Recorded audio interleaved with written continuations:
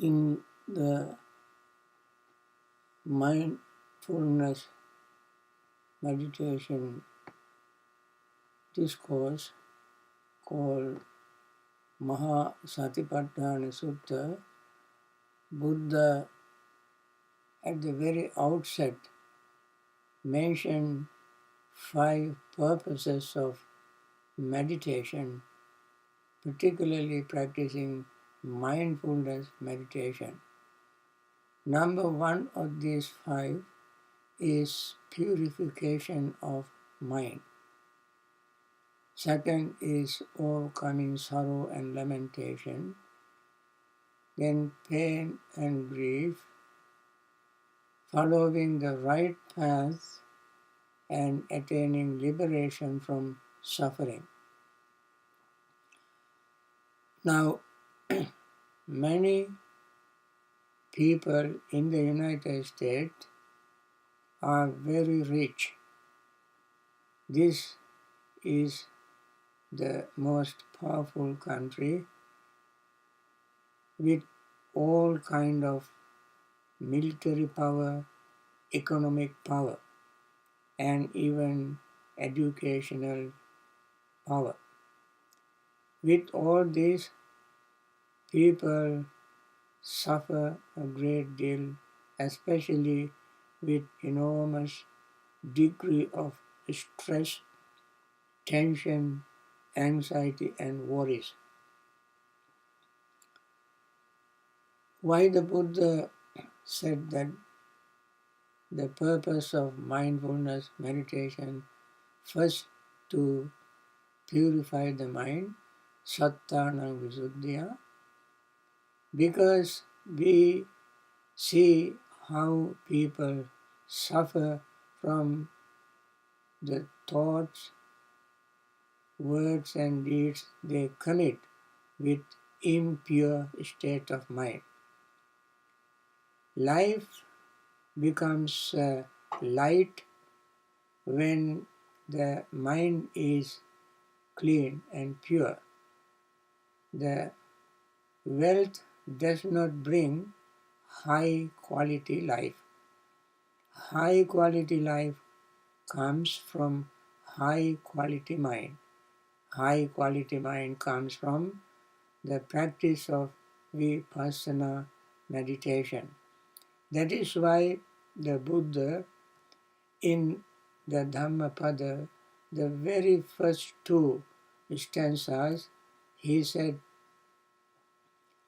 that if one with impure state of mind says something, does something, then suffering follows him like the cart that follows the hoofs or the ox that pulls the cart.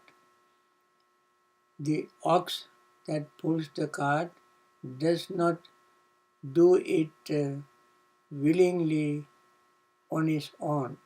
He is forcibly dragged and tied to the yoke. The road he drags or pulls the cart is not paved, smooth road. It is rugged, rough, uphills, downhills, puddles, potholes, winding, and the cart that he pulls also is not empty cart. It is full of merchandise. The driver is not very compassionate driver. Even if the bull or ox, horse is hungry, thirsty, tired, weak, and even sick, the driver will beat him up, shout at him, or curse him if he slows down, because the driver himself is under pressure. Why? Because he wants to deliver his merchandise from point A to point B. So, under all these odds against him, this poor bull has to pull the cart. Similarly, when we do something with impure state of mind, suffering follows us, not giving us pleasure or happiness. Suffering always is very painful. On the other hand, when the mind is pure and clean, with that pure state of mind, if we say something, do something, and think a thought, then the results follow us like our own shadow. This is a very wonderful simile to keep in mind when we practice mindfulness or Sati. Sati is the practice that clean the mind, because there is another component of Sati called Yoniso Manasikara, wise reflection or mindful reflection. What it really means that when we practice Sati, as the mind becomes clear, then whenever thought arises, we see the root of that thought. That root, there are 6 roots, 3 unwholesome roots, 3 wholesome roots. 3 unwholesome roots are greed, hatred, and delusion. 3 wholesome roots are non-greed, non-hatred, and non-delusion. Non-hatred is metta. Non-delusion is wisdom.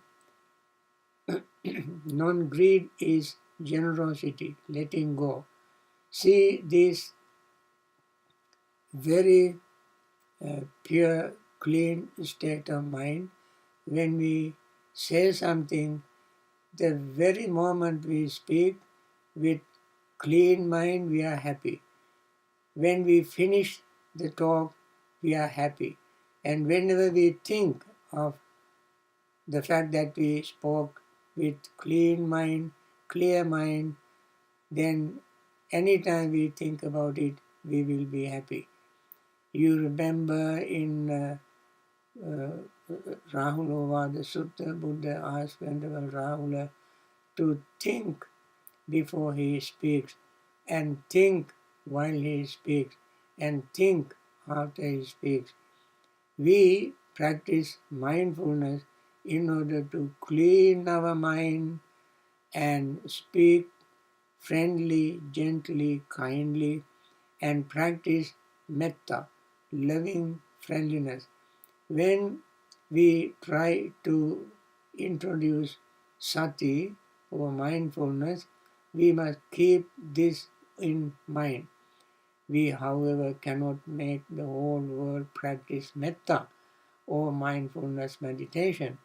But if 10 people practice mindfulness meditation, these 10 people will be happy and peaceful. If 100 people practice, 100 people will be happy. So we start introducing this mindfulness or sati to people with great effort, determination, and above all, great patience. With these 3 components, qualities, when we introduce mindfulness meditation to the society will see the benefit very soon. When I came to the United States about 50 years ago, people even have not heard mindfulness or vipassana meditation. Now there are many vipassana meditation centers, vipassana meditation teachers, vipassana meditation retreats, and even some airports in the United States have meditation room. And I have seen some of our friends practicing meditation, mindfulness meditation in those rooms. Those rooms, of course, are open to any person to go and meditate. Among them we can see many people are practicing mindfulness meditation. So now more and more people slowly and gradually practice mindfulness meditation because they have seen the benefit. They have seen when they meditate for 10 minutes, they see the benefit immediately. So I encourage everybody to take it up very seriously and practice very diligently and mindfully.